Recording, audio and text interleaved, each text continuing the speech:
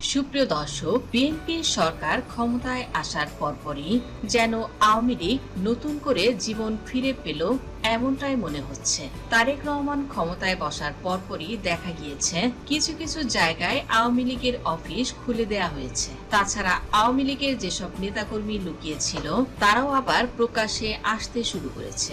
আবার আওয়ামী লীগের অনেক প্রভাবশালী এমপি মন্ত্রী যাদের জুলাই আন্দোলনের পর আটক করা হয়েছিল তারাও আবার জামিনে মুক্তি পেয়েছেন। তো কি সেই প্রভাব, যে প্রভাবের জেরে আওয়ামী লীগ আবারও প্রকাশ্যে আসতে শুরু করেছে, নাকি বিএনপির যোগ সাজসেই আবারও আওয়ামী লীগ ফিরে আসছে? তো বন্ধুরা, আজকের এই ভিডিওটিতে আপনাদের জানাবো বিএনপি ক্ষমতায় আসার পরপরই জামিনে মুক্তি পেল আওয়ামী লীগের যেসব এমপি মন্ত্রীরা ও প্রভাবশালী নেতাকর্মী তাদের সম্পর্কে। তাছাড়া আরো জানাবো যে মামলায় আটক করা হয়েছিল এবং যে কারণে মুক্তি পেলেন তারা সে সম্পর্কেও। আর কি সেই ধোঁয়াশা শক্তি, যে শক্তির জোরে আওয়ামী লীগ আবারও সক্রিয় হয়ে প্রকাশ্যে আসছে, এ সম্পর্কেও বিস্তারিত থাকছে ভিডিওটি জুড়ে। তো চলুন বন্ধুরা, আর কথা না বাড়িয়ে ভিডিওটি শুরু করা যাক। সাবেক বিচারপতি শামসুদ্দিন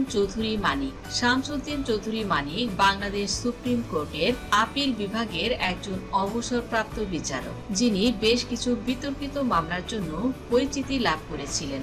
মামলার রায় জমা দেওয়ার জন্য সমালোচনা করা হয়েছিল।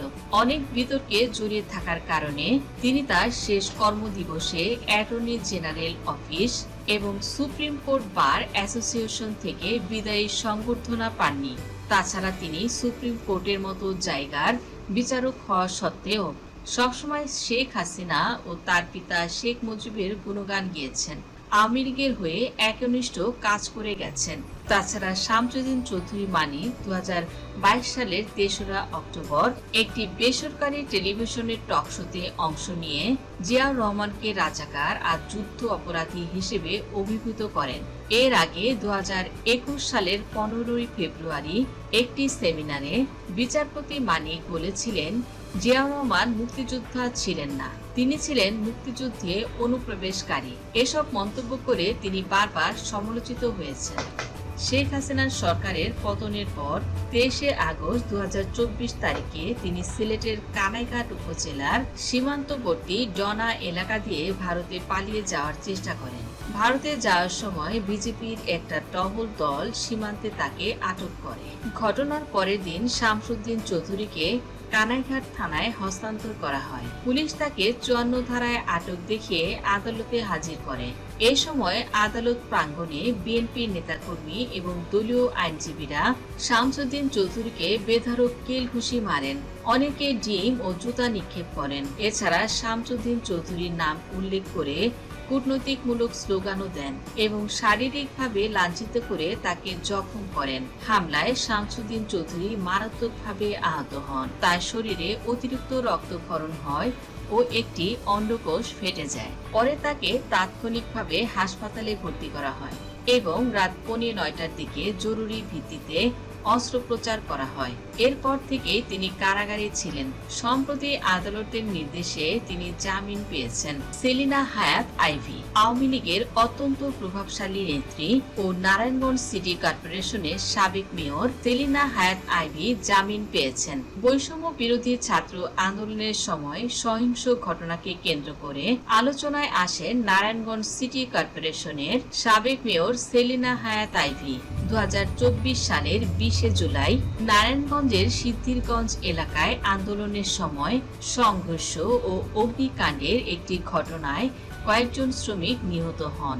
ওই ঘটনায় গার্মেন্টস কর্মী মিনারুল ইসলাম সহ একাধিক ব্যক্তির মৃত্যুর অভিযোগে দায়ের করা হত্যা মামলায় তাকে আসামি করা হয়। পরে 2025 সালের 9 মে নারায়ণগঞ্জের দেওভোগে নিজ বাসা থেকে পুলিশ তাকে গ্রেপ্তার করে এবং আদালতের মাধ্যমে কারাগারে পাঠানো হয়। পরবর্তীতে মামলাগুলোর শুনানি হলে হাইকোর্ট তার বিরুদ্ধে করা 5টি মামলায় জামিন মঞ্জুর করেন। আদালত বলেন মামলাগুলো তদন্তাধীন এবং তিনি আদালতের নির্দেশনা মেনে চলবেন।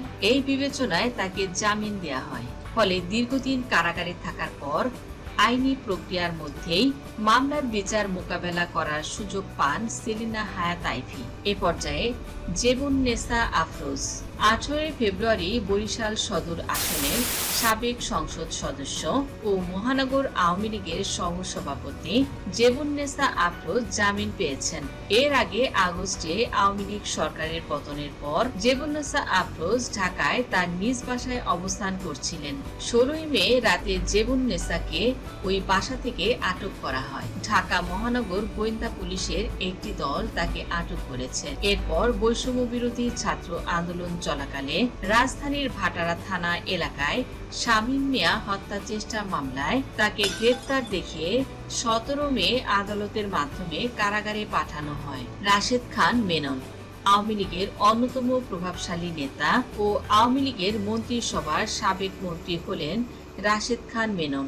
আপনাদের সবারই জানা, শেখ হাসিনা পালানোর পর আওয়ামী লীগের সকল প্রভাবশালী নেতাই পালাতে শুরু করেন। সেই সময় আইন শৃঙ্খলা বাহিনী তাকে আটক করে। বাংলাদেশ ওয়ার্কার্স পার্টির সভাপতি রাশেদ খান মেননকে পরে তাকে আন্দোলন ঘিরে সংঘর্ষে একজন নিহত হওয়ার ঘটনায় দায়ের করা একটি হত্যা মামলায় গ্রেপ্তার দেখানো হয়। মামলায় অভিযোগ আনা হয়, আন্দোলনের সময় সংঘটিত সহিংসতার ঘটনায় তিনি নৈতিক ও রাজনৈতিকভাবে দায়ী। তবে আদালতে শুনানির সময় তার আইনজীবীরা বলেন, ঘটনার সাথে মেননের সরাসরি কোনো সম্পৃক্ততার প্রমাণ নেই এবং তদন্ত এখনো শেষ হয়নি। এসব যুক্তি বিবেচনায় নিয়ে আদালত তাকে জামিন দেন।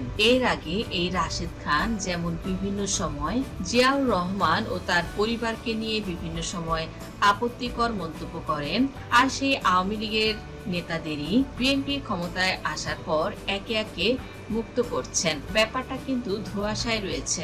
হাসানুল হক ইনু আওয়ামী লীগের অন্যতম নেতা হাসানুল হক ইনু সম্প্রতি জামিন পেয়েছেন। হাসানুল হক ইনু একজন বাংলাদেশী রাজনীতিবিদ ও সাবেক তথ্যমন্ত্রী। তিনি জাতীয় সমাজতান্ত্রিক দল জাসদের সভাপতি।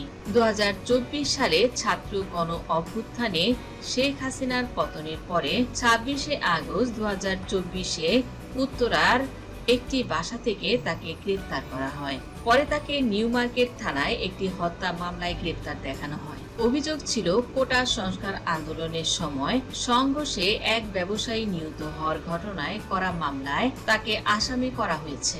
তবে আদালতের শুনানির সময় তার আইনজীবীরা দাবি করেন, ইনু সরাসরি ওই ঘটনার সাথে জড়িত নন এবং মামলাটি বর্তমানে তদন্তাধীন রয়েছে। সব দিক বিবেচনা করে আদালত তাকে জামিন মঞ্জুর করেন। ফলে কারাগারে না থেকে আইনি প্রক্রিয়ার মধ্যেই মামলার বিচার মোকাবেলা করার সুযোগ পান হাসানুল হক ইনু। এর আগে 2013 সালে হাসানুল হক ইনু জিয়াউর রহমানকে নিয়ে আপত্তিকর মন্তব্য করেছিলেন। তাছাড়া বিভিন্ন সময় জিয়া পরিবারকে নিয়েও বিরূপ মন্তব্য করেছেন বলে অভিযোগে বলা হয়।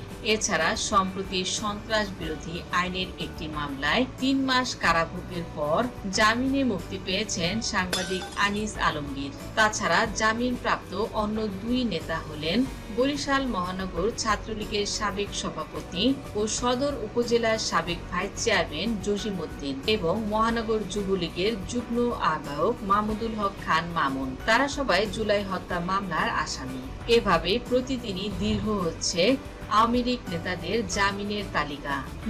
এই কার্যক্রমের নেপথ্যে শেখ হাসিনার নির্দেশনা রয়েছে বলে দাবি করা হচ্ছে। তারেক রহমান যেভাবে আওয়ামী লীগের নেতাকর্মীদের ছেড়ে দিচ্ছেন, সেভাবেই শেখ হাসিনার ফাঁসিও তিনি এভাবেই রুখে দেবেন। কমেন্টের মাধ্যমে জানিয়ে দিন। ভিডিওটি ভালো লাগলে লাইক, কমেন্ট, শেয়ার করুন। ধন্যবাদ।